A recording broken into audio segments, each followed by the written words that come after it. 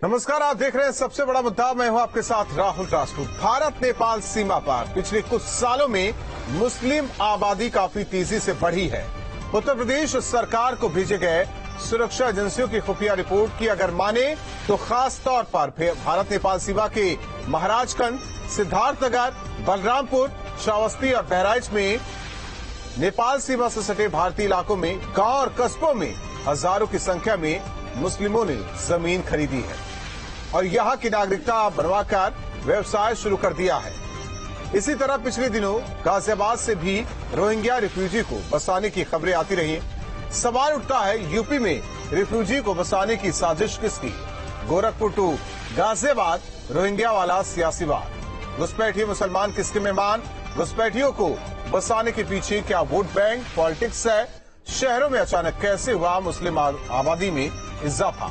इन्हीं तमाम सवालों के साथ मेहमानों से चर्चा, लेकिन उससे पहले एक रिपोर्ट।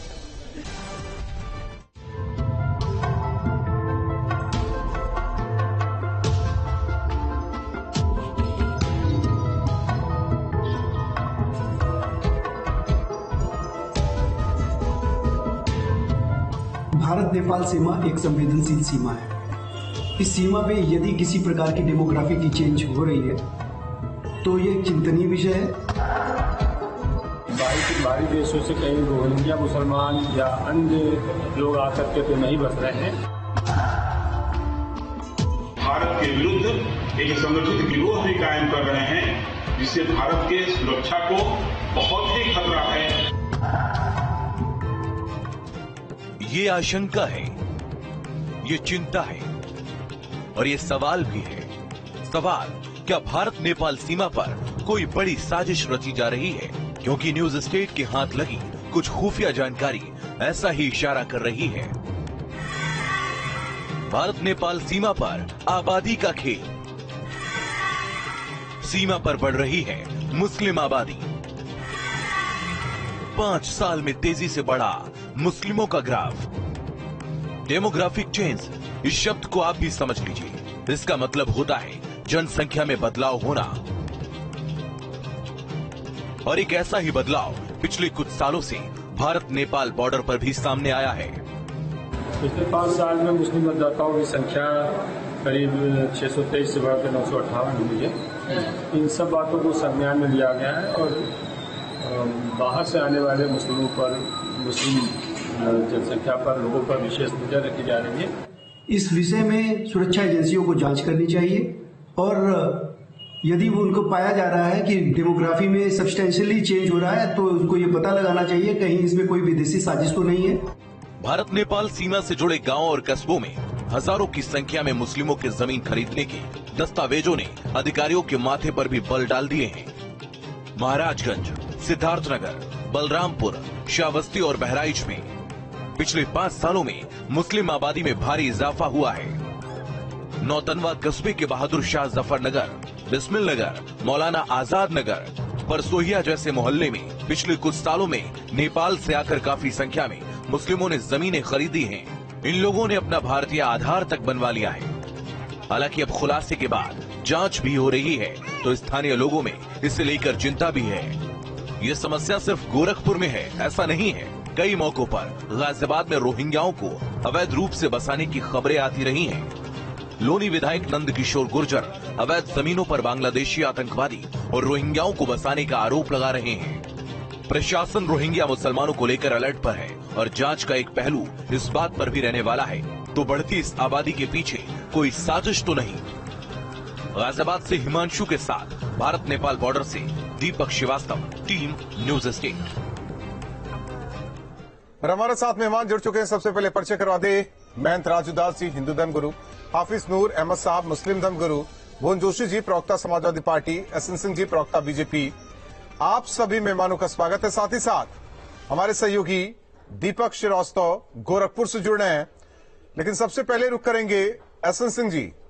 डेमोग्राफिक चेंज मतलब आप समझ रहे हैं, इस पैनल में बैठे सभी मेहमान समझ रहे हैं, क्या कोई मकसद है? क्योंकि 1-2 जिले नहीं, नेपाल सीमा से सटे ज्यादातर जिलों की स्थिति ऐसी है। देखिए, आज ही नहीं, बहुत पहले से इस तरह की खुफिया रिपोर्ट आती है और कई हमारी सरकार में नहीं, इसके पहले भी सरकारों में आई है कि तमाम जो पड़ोसी, जो हमारे मुल्क हैं, जो विरोधी मुल्क हैं, जो दुश्मन मुल्क हैं, वो भारत को तोड़ने के लिए, भारत को खंडित करने के लिए इस तरह की साजिश रचते हैं। क्योंकि पहले की सरकारों में कोई ध्यान नहीं देता था, क्योंकि अभी देखे होंगे बांग्लादेश से मदद करने के लिए ममता जी आ जाती हैं और वहां बांग्लादेशियों को बसाती हैं और चुनाव में अखिलेश जी की मदद के लिए आ जाती हैं। तो जब रोहिंग्या बसाए जाते हैं, बांग्लादेशी बसाए जाते हैं और एक शब्द भी नहीं बोलते हैं, और उनपे बोलता कौन है? भारतीय जनता पार्टी बोलती है। लेकिन मैं एक चीज आपके चैनल के माध्यम से बताऊंगा कि हम लोग एक निर्वाण मंत्र जानते हैं। हम किसी चीजों का परिणाम तक पहुंचाने के तौर तरीके भी जानते हैं। जानकारी हुई है कि इस तरह की चीजें हो रही हैं, तो कैसे उससे निपटा जाएगा, किस तरह से अपने देश की रक्षा हो सकेगी। हमारे देश में रहने वाले सभी लोग, मैं बड़े स्पष्ट शब्दों में आपको बता दूं, कोई कटुता नहीं है। भारत में रहने वाले सभी धर्म के लोग, राहुल जी, वो भारतीय हैं। समाजवादी पार्टी सवाल उठाए, एसएन सिंह जी, आपसे सवाल है कि आप लोग क्या कर रहे हैं? वही मैं बता रहा हूं राहुल जी, हम तो निर्वाण करते हैं। जो चीजें उत्पन्न हो रही हैं उसका चाहे कठिनाई से कुछ, देखिए उत्पन्न तो कोई भी चीज हो सकती है, समस्या किसी भी कालखंड में उत्पन्न हो सकता है, लेकिन उसका निवारण मंत्र हमारे पास है और निवारण उत्तर प्रदेश की भारतीय जनता पार्टी की सरकार करेगी। एजेंसियां चौकन्नी हैं और पहले से जो लोग आ चुके हैं, चूंकि यहीं के लोग मदद करते हैं और उनको स्थान देते हैं, उनको अपना बनाते हैं, उनके साथ खड़े होते हैं, चुनाव में उनसे मदद ले, इस नाते उनका वोटर लिस्ट बनवाते हैं और कहते हैं हमारे भाई हैं, हमारे खालू हैं, हमारे रिश्तेदार हैं। कुछ दिन तक इस तरह से पनाह देकर, और भारतीय जनता पार्टी की सरकार जब कोई कार्रवाई करने जाती है तो कहते हैं कि ये तो एक धर्म पे कार्रवाई करते हैं। अरे भाई, जो गलत करेगा भुवन जोशी जी, कार्रवाई करेंगे। इशारा किधर है, समझ में आ रही है चीजें? थोड़ा बहुत समझता हूँ और बाकी आपसे सीखने की कोशिश कर रहा हूँ काफी समय से। मैं इनको बताना चाहता हूँ, भारतीय जनता पार्टी की लगभग 6 साल से सरकार है। इनका एडमिनिस्ट्रेशन कैसा फेल है वो तो अभी सबको दिखाई दे रहा है, कल लखीमपुर खीरी में भी दिखाई दिया। इसके साथ साथ इनका इंटेलिजेंस भी फेल है, और इंटेलिजेंस आज पहली बार फेल नहीं हो रहा है। इससे पहले भी, चाहे लुल्लू मॉल का उदाहरण हो, चाहे वो कानपुर की घटना हो, इनका इंटेलिजेंस भी फेलियर हो रहा है। और निश्चित तौर पे चुनाव जब आते हैं, चाहे वो निकाय चुनाव हो, चाहे वो विधानसभा चुनाव हो, लोकसभा चुनाव है, किस राजनीतिक दल को इन चीजों से लाभ होता है प्रदेश और देश की जनता जानती है। ये मुद्दे इसी समय क्यों लाए जाते हैं, ये इनके जो मुद्दे हैं हेड पॉलिटिक्स का, क्योंकि जो 80-20 की राजनीति करके सत्ता में आए हो, प्रदेश और देश उनसे कोई आशा भी नहीं रखता है। निश्चित तौर पे लोगों को बांटने का विभाजनकारी इनकी नीति है, और इसी को परिणाम ये जीते हैं, चाहे इनके प्रवक्ता हो, चाहे इनके प्रदेश अध्यक्ष हो, चाहे इनके राष्ट्रीय अध्यक्ष हो, चाहे इनके मुख्यमंत्री हो। जोशी जी, इस देश में जब रोहिंग्या की बात हो रही थी तो कई नेताओं को दर्द भी हो रहा था कि सरकार को ऐसा करना चाहिए, सरकार को वैसा करना चाहिए। सरकार ने तो वो किया नहीं। देखिए, मैं निश्चित तौर पे मैंने दोनों बातें आपको बता दी है। अगर ये इस तरह की घटना हो रही है या इस तरह के लोग आ रहे हैं तो निश्चित तौर पे जवाबदेही भारतीय जनता पार्टी की है, और ये जवाबदेही से बच नहीं सकते। 6 साल से इसलिए मैंने पहले ही सवाल कर दिया। राहुल जी, और केंद्र में भी इनकी सरकार है। राहुल जी, इसका जवाब दे दूं मैं? केंद्र में एसएन सिंह जी, आपके पास आते, बाकी 2 मेहमान हमारे साथ जुड़े हुए हैं। हाफिज नूर साहब, हक मुसलमानों को ये ऐसे मुसलमान मान रहे हैं जो बाहर से आ रहे हैं। चाहिए हम लोगों को कि वो ना आए, जो बाहरी है वो ना आए, किसी का हक ना मारे, ये होना चाहिए। या किसी पार्टी विशेष का वोट बैंक बनकर वो आए और आप लोगों का भी हक मार जाए।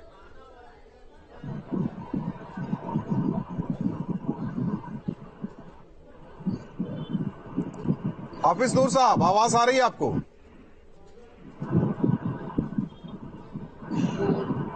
सवाल आपने बड़ा कठिन पूछ दिया है राहुल जी। ठीक है, महेंद्र राजू दास जी, क्या कुछ कहेंगे? किसी मिशन मोड पे कुछ लोग हैं? पहले तो आपको साधुवाद दूंगा, धन्यवाद दूंगा कि आपने बहुत ही गंभीर विषय पे आपने मुझको रखा इस चर्चा में। बहुत दुख के साथ मुझको कहना पड़ा है, मैं अभी समाजवादी प्रवक्ता भुवन जोशी को सुन रहा था। जिस विषय को लेकर आपने उनको बुलाया था, एक भी विषय पे उन्होंने जवाब नहीं दिया। गोल मोल करके भाजपा को टारगेट किए और किनारे हो गया। तो किस बात की है कि बांग्लादेशी घुसपैठी, रोहिंग्या मुसलमान, ये हमारे देश के लिए, समाज के लिए और राष्ट्र के लिए खतरा बनता चला जा रहा है।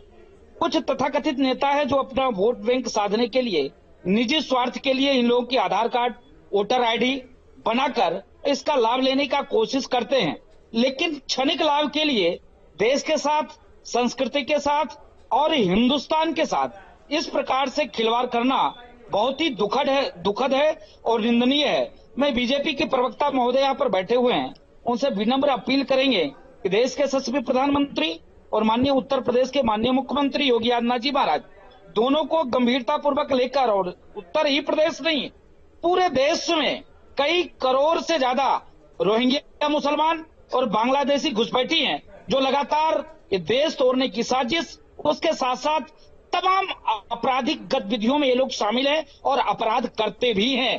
दुख इस बात की है कि ऐसे नेता कोई बोलने के लिए तैयार नहीं है, कोई एक शब्द नहीं बोलता। अभी भी समाजवादी का प्रवक्ता बैठा हुआ था, एक शब्द नहीं कहा कि हाँ ये गलत है और ऐसे लोगों को हिंदुस्तान से बाहर करना चाहिए। अगर किसी ने दुर्भाग्यवश गलत तरीके से अगर आधार कार्ड बनवा लिया, वोटर आईडी बनवा लिया, इसके खिलाफ सख्त से सख्त कार्रवाई होनी चाहिए और यहां तक होना चाहिए कि इसको देश से बाहर करना चाहिए। अगर आप देश से बाहर नहीं करेंगे तो जो देखिए सीमावर्ती इलाका जो भी है सटा हुआ, उसमें लगातार तेजी से ये लोग जमीन खरीद रहे हैं, लगातार तेजी से वहां पर मदरसे का निर्माण कर रहे हैं, बहुत तेजी से मस्जिद बना रहे हैं, इसके साथ साथ व्यापार का केंद्र भी खोले जा रहे हैं। वहां से क्या होता है कि इस पार से उस पार, उस पार से इस पार तमाम आतंकी गतिविधि और तमाम चीज में शामिल होकर राजू दास जी, हाफिज नूर साहब हमारे साथ जुड़ चुके हैं। हाफिज नूर साहब, उस वक्त आवाज नहीं आ रही थी। सवाल यही है कि आप लोगों का हक मारने के लिए बाहर से घुसपैठ कराया जा रहा है। कुछ राजनीतिक पार्टियां हैं जो चाहती हैं कि आए, बांग्लादेशी हो या रोहिंग्या आए, वो वोट बैंक रहे ताकि हमारी सरकार रहे। लेकिन सवाल भारत के एकता को लेकर है, सवाल आप लोगों के हक हुकूक को लेकर भी है कि कोई बाहर से ना आए, वो आप लोगों का हक न मारे। बहुत गंभीर मुद्दा है और मुझे अच्छा लगा कि आपने इस पर बोलने का मुझे भी मौका दिया। मैं ये बात आपसे करना चाहता हूँ कि ये जो घुसपैठी है, मुस्लिम घुसपैठी हो या कोई और, हिंदुस्तान हमारा मुल्क खुफिया तंत्र से के मामले में इतना पीछे क्यों है? आखिर खुफिया तंत्र इतना लंबा चौड़ा हमारे यहाँ है, ऐसे लोग घुस कैसे आते हैं? ये तो अंतर्राष्ट्रीय मामला है। हम कतई नहीं चाहते कि दूसरे मुल्क का शख्स हमारे मुल्क में आए, वो भी घुसपैठिया बनकर आए। यहाँ जमीनें लेनी, अभी मैंने थोड़ी सी बात सुनी, महंत जी की बता रहे हैं मदरसे बना रहे हैं, मस्जिद यहाँ पर बना रहे हैं। इसकी सच्चाई क्या है? इसकी साजिश है। ये लोग कैसे आए हैं? मैं भारतीय जनता पार्टी के प्रवक्ता शायद यहाँ पर बैठे, मैंने उन्हें सुन नहीं पाया। मैं उनसे गुजारिश करूंगा कि इसमें सही मामलों में जवाब आपको देना चाहिए कि आपकी सरकार है, आप यहाँ के हाकिम हैं, आपकी मतलब ये सवाल विपक्ष से नहीं पूछा जाएगा जी। सारे सवाल आपकी तारीफी विपक्ष से पूछे जा रहे हैं। हम सरकार से सवाल पूछ रहे हैं क्या आपकी सरकार नाकाम राहुल जी सुनिए तो महोदय, अगर आप लोग, मैं समझ ये नहीं पाता हूँ कि आपके जैसे धर्मगुरु, मुस्लिम एक्टिविस्ट, मुस्लिम बड़े बड़े जो स्कॉलर हैं, ये कभी इस प्रकार की ये नहीं कहते कि हाँ इनको तत्काल प्रभाव से हिंदुस्तान से बाहर किया जाए। अगर किसी भी प्रकार, चाहे बीजेपी के प्रवक्ता हो, चाहे समाजवादी प्रवक्ता हो, कोई भी हो, ये देश के खिलवाड़, ये देश के साथ खिलवाड़ किया जा रहा है। जो किस बात की है कि आपके जैसे बड़े बड़े जो प्रवक्ता है वो तुरंत तैयार हो जाते, कभी कहने लगेंगे योगी जी मुसलमानों के साथ दोहरा व्यवहार कर रहे हैं, योगी जी मुसलमानों के साथ ऐसा कर रहे हैं, योगी जी मुसलमानों के साथ ऐसा कर रहे हैं, मस्जिदों को गिराया जा रहा है, मदरसों को तोड़ा जा रहा है। नहीं, आपको महोदय आप जो बोले उसमें हाँ में हाँ। अरे सुनिए, मैं जवाब दे दूं राहुल जी, मैं जवाब दे दूं, आपका आदेश हो तो ठीक है, जवाब दे दीजिए। तो दीपक का रुख करते हैं अपने सहयोगी से। बातचीत करेंगे। देखिए राहुल जी, स्थिति किस तरीके से साल दर साल बदल रही है। राहुल जी, जितने लोगों ने सवाल किया सबका जवाब उसी में निहित है। जब सीए और एनआरसी बनता है तो उसका विरोध कौन करता है? समाजवादी पार्टी के लोग करते हैं, हमारे कुछ मुस्लिम भाई करते हैं। जबकि भारत में रहने वाले किसी व्यक्ति के विरोध में वो ऐसा नहीं बनता है। जब सिमी जैसे संगठन पे प्रतिबंध लगता है तो समाजवादी पार्टी के भाई को दर्द होता है, और जब उनकी सरकार आती है और जो विस्फोट किए रहते हैं वाराणसी में, अयोध्या में, कानपुर में, रामपुर में, उनको छोड़ देते हैं वोट की राजनीति के लिए। जब राजनीतिक शरण आप देंगे, 11 लोग मदरसे में पकड़े गए हैं 16 से लेकर और 2020 तक, और जब मदरसों की जांच हो रही है तो आप उनके साथ खड़े हो जा रहे हैं। किसके साथ खड़े हो रहे हैं? हमारे मुस्लिम भाइयों के साथ नहीं खड़े हो रहे, आतंकवादी सोच, आतंकवादी विचारधारा के साथ खड़े हो रहे हैं। क्योंकि भारतीय जनता पार्टी कोई ऐसा कार्य नहीं करती है जो भारत साल दर साल कैसे ये डेमोग्राफिक चेंज होता रहा, और सवाल अब लाजमी है कि बीजेपी की सरकार है उससे पूछा जाएगा ये सवाल, लेकिन इससे पूर्ववर्ती भी सरकारें रही, सवाल अब उनसे नहीं पूछा जाएगा, मौजूदा सरकार से सवाल पूछा जाएगा। खुफिया एजेंसी अपना काम कर रही है, रिपोर्ट दे रहे हैं गृह मंत्रालय को, लेकिन सवाल इस बात को ये भारत नेपाल सीमा को टारगेट क्यों किया जा रहा है?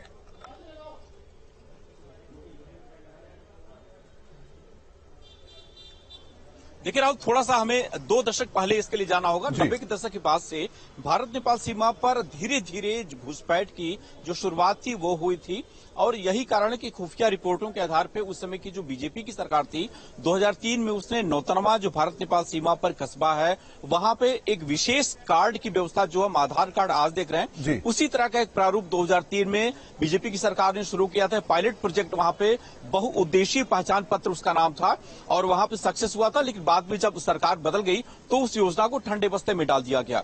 आईबी की रिपोर्ट, एलआईयू की रिपोर्ट लगातार सरकारों को चाहती रही कि घुसपैठ हो रही है, लगातार लोगों को बसाया जा रहा है, ये कहां से आ रहे हैं कोई जानकारी नहीं है, अधिकारियों की मिलीभगत है। वोट बैंक के चक्कर में ना तो कोई नेता वहां पे इनका विरोध करता था और ना ही अधिकारी पैसे के चक्कर में विरोध करते थे। तो लगातार ये चीजें पिछले 2 दशकों से चली आ रही हैं। 2018 के बाद से, इसी खुफिया रिपोर्ट के बाद से योगी सरकार ने यहां पे जब जांच कराई तब ये मामला पूरा पता चला कि मस्जिदों की संख्या कितनी बढ़ी है, मदरसों की संख्या कितनी बढ़ी है, और साथ ही घुसपैठियों की संख्या कितनी बढ़ी है। ये रिपोर्ट और जो आंकड़े हैं ये सरकारी हैं। ये आंकड़े तब आ रहे हैं जब सरकार की इच्छा शक्ति है कि जांच कराई जाए कि आखिर ये व्यक्ति कहां से आ रहे हैं। और लगातार अब चीजें वहां पे सख्त की जा रही है। रजिस्ट्री की जो प्रोसेस है वो अब सख्त की जा रही है। लोग बाहर से जो आ रहे हैं जमीनें लेने की कोशिश कर रहे हैं, उस पर भी तमाम तरह की जो है पाबंदियां लगाने की कोशिश की जा रही है। लेकिन ये जो जड़ है इतनी गहरी जमी है राहुल वहां पे भारत नेपाल सीमा पे। और सिर्फ महाराजगंज की बात नहीं करें, महाराजगंज, सिद्धार्थनगर, बलरामपुर, श्रावस्ती, बहराइच, ये जो 4-5 जिले हैं उत्तर प्रदेश की सीमा से सटते हुए, सभी जगहों पे यही हाल है। सभी जगहों पे घुसपैठ काफी सालों से चल रहा है। कॉलोनियां बना दी गई हैं, गांव के गांव बसा दिए गए हैं। कोई पूछने वाला नहीं है कि व्यक्ति कहां से आए हैं। जो पहले से रह रहे थे वो उनको अपना रिलेटिव बताते हैं, उनके नाम पे जमीनें खरीदी जाती हैं, आधार कार्ड बना दिए जाते हैं, वोटर आईडी कार्ड बना दिए जाते हैं, राशन कार्ड बना दिए जाते हैं। गद्दार अंदर भी हैं। नेताओं के और जनप्रतिनिधि होते हैं, उसकी वजह से जोशी जी कुछ कहेंगे। बैंक होते हैं ये। जी देखिए, मैं आपसे बहुत गंभीरता से कहना चाहता हूँ, योगी सरकार के 6 साल के कार्यकाल में भी आज आशा करी जा रही है कि समाजवादी पार्टी जवाब दे या माननीय अखिलेश यादव जी जवाब दे। भारतीय जनता पार्टी के ये लोग कैसे आ रहे हैं। सर, और जोशी जी, सवाल इस बात को लेकर है कि कल को अगर कार्रवाई हो तो पेट में मरोड़ न उठे। देखिए, हमने बहुत साफ शब्दों में कहा है, हम लोग इस देश के गंगा जमुना तहजीब के पक्ष में थे, आज भी है, आगे भी रहेंगे। हम इस देश में किसी को धर्म विशेष और जाति विशेष के आधार पर नफरत की नजरों से देखने वालों के खिलाफ लड़ाई लड़ने का काम करते हैं। निश्चित तौर पे जो देशद्रोही है उनके साथ हम थे, हम है न होंगे, लेकिन निश्चित तौर पे कहने और करने में अंतर होता है। हाफिज साहब, सवाल देश का है, सवाल देश की अखंडता को लेकर है। मैंने पहले ही कहा है, गंभीर मुद्दा है, और इस मुद्दे पर किसी भी हाल में सरकार को इधर उधर की बातें ना करके, मैं फिर भी जो बात मैंने जोशी जी से कही कि वही बात आपसे कहना चाहता हूं। कल को अगर कोई ऑर्डर आता है, कल को कोई आदेश आता है, तो दर्द नहीं होना चाहिए किसी को। जैसे किसी को दर्द होता है तो सरकार को क्या इससे परेशानी होती है? सरकार को जो करना होता है सरकार करती है। दर्द हो रहा होने दे, देश की एकता अखंडता के साथ खिलवाड़ हो तो सरकार किसी की ना सुने, किसी के दर्द को ना देखे। ये मैं खुलकर के कह रहा हूं। देश की अखंडता, देश की एकता, देश के भाईचारे को बर्बाद करने के लिए कोई दूसरे मुल्क से हमारे मुल्क में आएगा तो हम बर्दाश्त नहीं करेंगे। तो सीए एनआरसी पे आपको क्या तकलीफ हो रही थी? तब आप लोग जब इतने दिन तक मुहिम चलाए जा रहे थे उस पर एनआरसी में नहीं है महान जी। नहीं महोदय छोड़ दीजिए आप। नहीं कभी नहीं किया। हिंदुस्तान के मुसलमानों का कभी भी हमने किसी भी तरीके से विरोध नहीं किया। नहीं कहा। लेकिन आप लोग उन आतंकियों के साथ खड़े हो जाते हैं ना, आप लोग तुरंत गला काट गैंग के साथ खड़े हो जाते हैं, आप तुरंत उन आतंकियों के साथ खड़े हो जाते हैं। लमसम 100% नहीं क्यों नहीं तमाम नहीं देखिए नहीं, तमाम जो आतंकी पकड़े जा रहे हैं उसमें तुरंत आप टारगेट कर देते हो कि नौजवान मुसलमानों को बेगुनाह फंसाया जा रहा है, नौजवान मुसलमानों को बेगुनाह पकड़ा जा रहा है, मुसलमानों को टारगेट किया जा रहा है। योगी सरकार नहीं सुनिए नहीं कभी नहीं। आप देखिए अब हो गया ना। आप देखिए कि सीमावर्ती इलाके में तो मदरसे बनाए जा रहे हैं, सीमावर्ती इलाके में तो मस्जिदें बनाए जा रहे हैं। अगर उस पर कल को बुलडोजर चले तो आप कल को फिर यही कहोगे कि मुसलमानों को तोड़ा जा रहा है।